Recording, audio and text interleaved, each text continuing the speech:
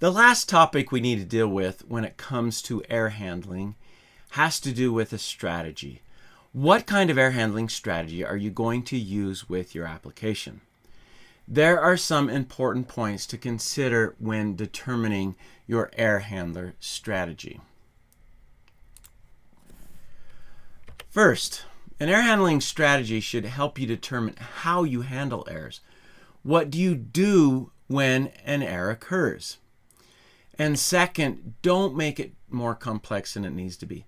Many times a strategy consists of only two components: informing the user and logging the error. The purpose of logging the error is so you can analyze what has happened or what is happening regularly and make improvements to the application. So, two main points to consider when you're looking at your error handling strategy: informing the user if the error is critical, logging the error, preferably to the server. The reason I say preferably to the server, if you log all your errors there, you have all the errors from your different users in one place, and you're able to analyze them easier. So, first, informing the user. When we talk about that, the next obvious question is frequency.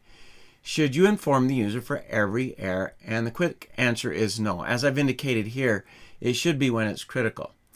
When you're setting up your error handling, you should determine if the error is critical or not. So, for example, when you write that try catch, you should determine if when you catch an error in that particular part of your application, is this critical?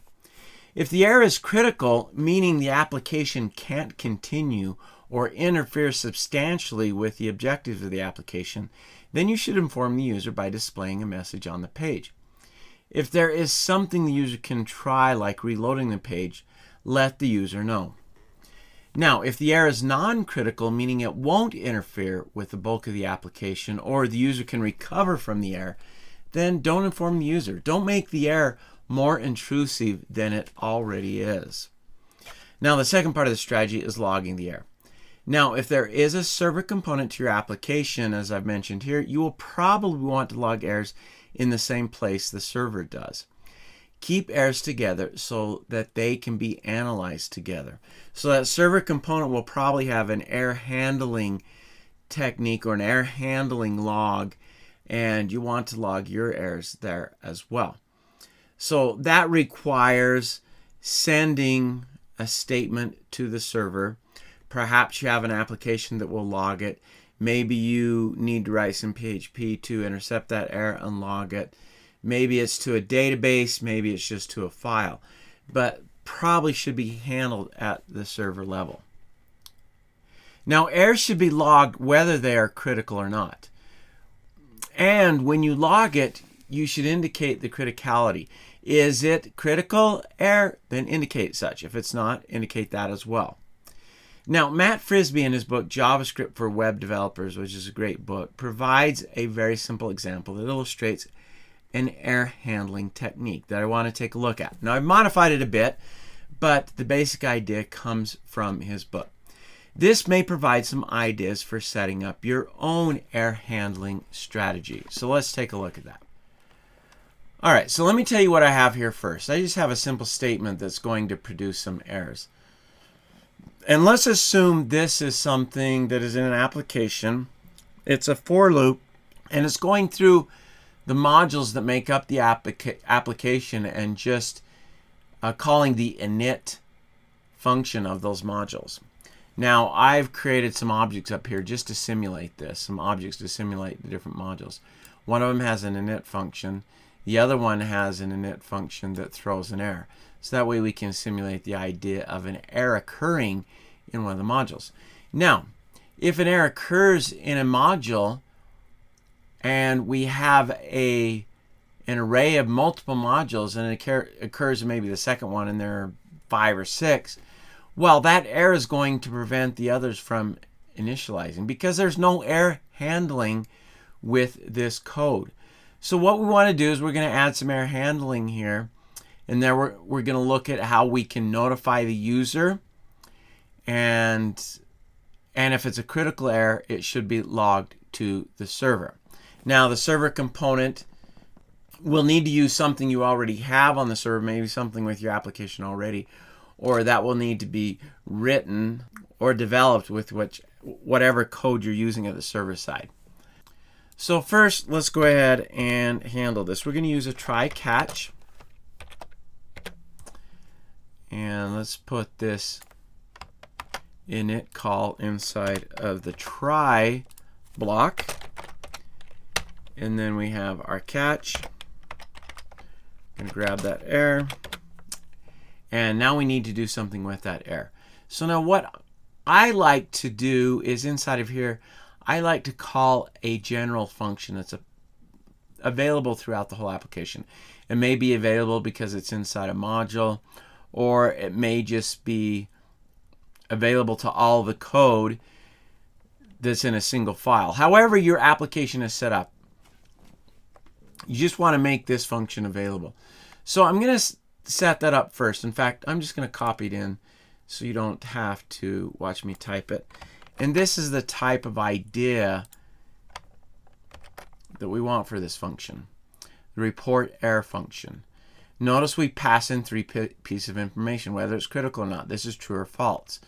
We pass in the error message, and we pass in a user message. The user message is only used if we need to display something to the user.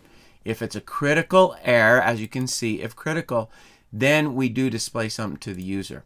So you can see what I'm doing here is I'm grabbing the alert message, and then I'm setting the inner HTML of the alert message to the user message that's passed in. And then basically we change the display property of that so that it shows. Here's the HTML, just something I really quick set up here. This is the HTML used. So here's the alert message inside of here. The overlay grays out the background so that the user notices it. Something simple you can modify, make it better, whatever. But that's the idea here. And then down here we do a call to log error. Now that log error is another function that's going to interact with the server somehow. It's going to send that data to the server. And we're going to pass in the severity, the criticality, and the message. Those are the things we're going to pass up to the server to be logged. All right. So now to make use of this, let's come down to our catch block. We're going to call report error. That's the function we've set up for it. And let's say this is a critical error, so we pass in true. That will indicate it's critical. And now here is the message that we want to pass. This will be the message that is logged. And so one thing we want to do is we want to get the name of the module for this particular example. And I included up here, I included a name with each of the modules just to illustrate something that could be done. This is just an example of the type of thing that you could do. And so we're going to grab mod.name and just simply indicate did not load. And then we're also going to include the error message. Notice that the error message that is thrown here is much more detailed. It tells us the function, and it gives us an additional message in addition to the function where the error occurred. So we want to include that information. So we grab that with the error object dot message like that. All right, so that's what we want to pass in to be logged. Now we need to include a message. Since this is critical, we need to include a message that will be displayed to the user. So this is obviously more user-friendly. Something like this, mod.name, and then let's just indicate module did not load and the application will not run. Something like reload page to try again. If there's something they can do that might fix it, go ahead and indicate that to them. All right. So there we go. We've got our error handling. Not too complex, but it's taking into account the two things we want to do. If it's critical, we want to report it to the user, and we want to log it. We always want to log it whether it's critical or not. So let me go ahead and save that, and let's just take a look at our simple message here. Oh, I forgot one piece. All right, before we take a look at this, I did not complete this function down here. So basically inside the curly braces where we'd handle the logging of the error, where we'd send it to the server using whatever technique we choose. Left the comma off there. And we can see our simple error message displaying to the user. Just something that will get their attention so that they are aware. And once again, this is only done with critical errors. So a simple example of an error handling strategy, something you may want to borrow from, implement on your own. All right, let's move on.